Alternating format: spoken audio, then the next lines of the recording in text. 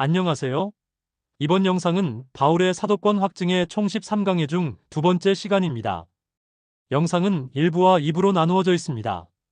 줄거리는 모세의 영광과 예수 그리스도를 진짜로 믿는 사람의 마음에 비춰진 하나님의 영광을 설명합니다.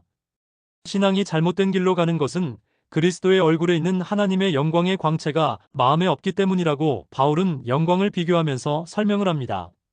이 주제를 다루는 목적은 바른 신앙과 바르지 못한 신앙을 분별을 할 수 있는 척도가 되기 때문입니다. 끝까지 시청 바랍니다. 감사합니다. 우리가 이 문제를 다루는 주된 이유는 체계적으로 같이 공부하고 싶었던 대목 중에 하나입니다. 제가 이 고린도 후서 3장 4장을 자주 인용을 하는데 이유는 너무 혼잡한 세상에서 이게 이유예요. 그런데 그때도 말씀이 혼잡한 시대에 당한 거야. 이유는 바울이 고린도 교회를 개척하고 그들의 행위가 아닌 마음의 바른 복음을 가르쳐 주었는데 바울이 떠나서 있을 때에 세상의 영에 사로잡힌 자들이 바울의 사도의 직분을 부인하기 시작한 것입니다. 중요한 것은 바울의 사도의 직분을 부인한다는 것은 바울이 전한 복음을 부인하는 것입니다.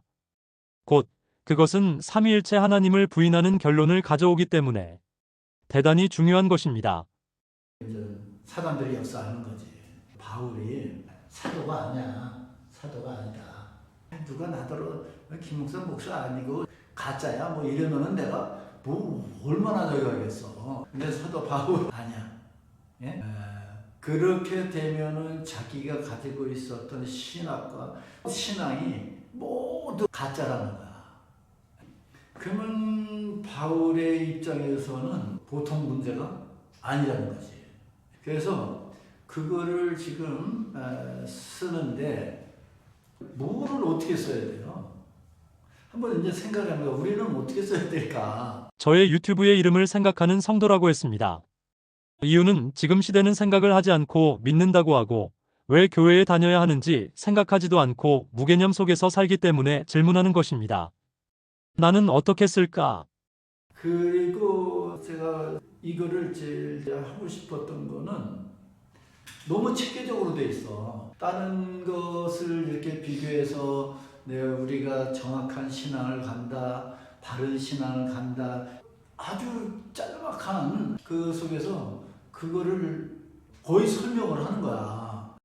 2장부터 자기가 가지고 있는 신앙의 상황을 설명을 하죠. 자기는 뭐라고 합니까? 향기라고 해. 냄새라고 해야. 이 냄새를 풍기고 다니면은 어떤 사람에게는 사망이고 어떤 사람에게는 생명이고 자기가 전하는 그 복음이 어떤 사람에게는 이렇게 되고 어느 사람에게는 생명이고. 그런데 17절에 우리는 수다한 사람들처럼 하나님의 말씀을 혼잡하게 하는 거예요. 왜 읽었냐 하면은 3장에 들어가면서 이거 혼잡한 거야. 우리 현재는 무슨 혼잡이 있을까? 제 설교나 그 속에서 중요한 부분이 있어요. 예? 그건 뭐냐면 잘못된 혼잡한 것이 무엇이다라고 하는 거를 아마 설교에서 한 3분의 1을 얘기하는 것 같아. 왜 그럴까? 제가 잘못된 이 혼잡된 이런 데서 있었기 때문에 그게 제 뼛속에 아주 처절히 있는 거예요. 여러분은 자주 말씀을 하는 거는 여러분의 속에 그것이 제일 중요하게 자리를 차지하고 있기 때문에 말하는 거예요. 저는 과거에 그런 신앙을 시작을 했었고 평신도로 지난 게 아니고 목회자라고 지내면서 그 일을 주관한 사람이기 때문에 생각을 하면은 몇 번 지옥 갈 사람인데 이런 생각. 제가 유튜브를 이렇게 하면서 그게 어느 사람에게는 사망에 이르는 냄새가 될 수도 있고 어느 사람에게는 생명에 이르는 냄새가 될 수도 있다. 나도 바른 신앙을 찾아가는데 오늘 내가 바른 신앙을 찾아갑니다 선포한 게 아니라 내 책장에 있는 책, 우연히 어떤 상황이 돼서 그 책을 빼서 읽는데 그게 내 인생을 바꿔버렸어. 뭐 그렇게 잘한 설교도 아니에요. 그런데 거기에 중요한 말씀이 있는 거야. 그거를 올릴까 말까. 내가 그리스도만 변질되지 않은 말이라면은 올려야지. 그래서 제가 조금 부끄럽지만 계속 올리는 거야. 나는 이 바울의 마음에만큼은 따라가지 못해요. 내가 따라갈 수가 없어. 그런데 바울은 이해를 하는 거야. 여기 보면 수다한 사람같이 하나님의 말씀을 혼잡케 하냐고. 혼잡하게 만들어. 나는 여러분들에게 주고 싶은 말씀은 진짜 혼잡하게 만드는 신앙들이 무엇인가. 그런데요, 여기에 어떤 사람들이냐면 수많은 사람이야. 극소수의 사람이 아니야. 뭐를 저기 합니까? 하나님의 말씀을 수많은 사람들이 혼잡하게 만들어. 저는 그때가 더 신앙이 좀 순수하지 않았나 그런 생각을 해요. 지금은 수많은 사람들이 하나님의 말씀을 혼잡하게 만들어도 지금은 얘기하는 사람 없어요. 얘기합니까? 내 신앙을 찾아야겠다고 내 신앙이 이게 아니다 하면서 그런 결단을 내리면서 가는 사람들을 찾아보시지를 못했던 것 같아. 여러분은 많습니까? 나는 그래서 이걸 보면서 야, 지금은 혼잡한 말인지도 모르고 이게 바른 말인지도 모르고 지금 뭐 아주 혼란한 시대에 살고 있다. 여러분 어때? 동의하십니까? 자, 바울은 2장에서 그런 말을 하면서 3장 1절에서 3절은 자기가 왜 이거를 써야 되는지에 대해서 이런 전체적인 상황이에요. 고린도 후서를 보면 1장부터 6장까지는 그때 당시에 바울을 공격하고 이랬던 사람들에 대한 반응이에요. 그러면서 중요한 단어를 얘기합니다. 3장에 들어가면서 거기에 주제가 뭡니까? 이 주제가 4장 6절까지 계속 갑니다. 이겁니다. 마음에 대했다 이거야. 이 단어를 가면서 지금 바울은 설명하는 거예요. 지금 모세와의 비교 속에서 수건을 얼굴을 가린 사건의 비교 속에서 그 다음에 4장 넘어가면서의 영광에 대한 얘기를 하면서 주제는 뭔지 알까? 마음이다. 우리가 하나님을 다시 보는 것도 우리의 마음의 마음. 이 마음이라는 단어가 주제를 이루고 가는 거예요. 구약에서 하나님께서 새로운 영을 주어서 우리에게 하나님을 찾게 하고 하나님을 만나게 하는 것은 어디를 해주신다고? 마음이라는 거야. 여러분 이 단어, 마음이라는 단어를 만약에 마음속에 철저히 새기고 있다면 90%는 공부 다 한 것 같아. 우리가 성경 한 문절을 읽을 거예요. 우리가 다시 자천하겠느냐? 자천은 뭐예요? 자기가 천거하겠느냐? 어떤 교회에 있어. 저 목사님 진짜야 가짜야? 이게 있어요? 있죠. 옛날에 많이 있었어요. 요새는 별로 없다 이거. 그래서 옛날에는요. 이거를 어떻게 증명할까? 해서 신학교 졸업전이요. 그런 증거들이 필요했던 거야. 근데 요새는 안 되게. 그리고 또 그 사람의 신학이 어떻고 이런 것도 이것도 안 되게. 이 얘기는 한 10년 전 얘기예요. 내가 나를 증명하는 거야. 자기 청거서야. 자기. 그런데 이제는 이런 것들이 없어졌어요. 저 사람의 신학이 어떻고 그렇게 따지는데 별로 없어요. 이단을 가서 설교하더라도 그거를 분별할 수 있는 성도들이 능력도 없고, 그래서 성도들은 잘 모르게 가는 시대가 지금이다. 그때 당시에 너 사도 아냐? 그것도 어디서 그랬어요? 사도 바울이 개척한 고린도 교회에서 그랬단 말이야. 그런데 이 사도 바울은 어떻게 했어요? 다른 사람들이 써준 그거를 가지고 너에게 나오겠느냐?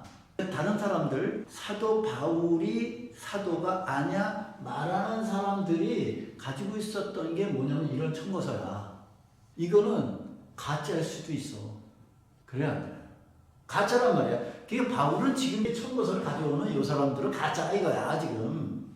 만약에 현재 교회에서 그런 일이 생겼다면 뭐라고 얘기할까? 이런 바울은 자신의 증명을 보이는 것으로 할 수 없다는 것을 알았습니다.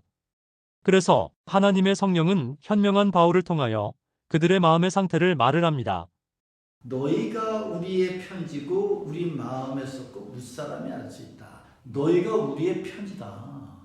편지라는 단어를 썼을 때 이거는 그리스도께서 우리를 도구 삼아서, 이게 중요합니다.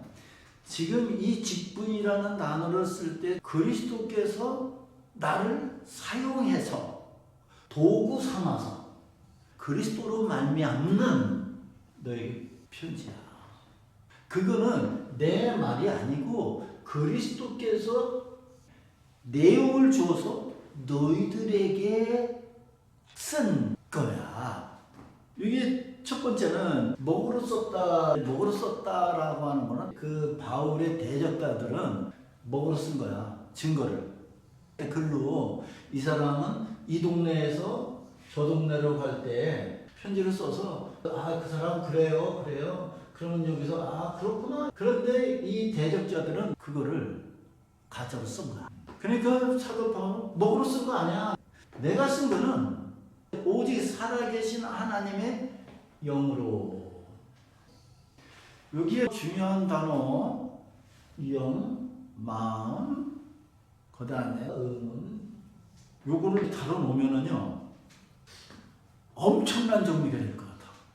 나는 너희들에게 쓴 편지는 영어로 썼는데, 그리고 돌비에 쓴 것이 아니고, 돌비라고 하는 것은 이거는 십계명 거기다 쓴 것도 아니고 마음에 썼다.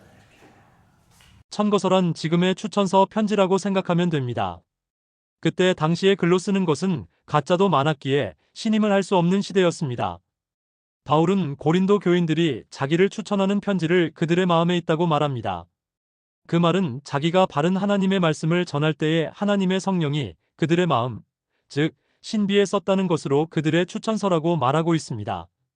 진짜 내가 하나님의 사도로서 바른 말씀을 내가 전해서 내가 사도라고 하는 것을 어떻게 확증할까? 살아계신 하나님의 영으로 했는데 우리의 신비, 마음에 든다. 이 말씀 속에서 18절까지의 주제가 뭐냐? 하나님의 영으로 했다면은 어디에 쓰여지냐? 이게 중요한 거야. 지금 총 주제가 뭔지 압니까?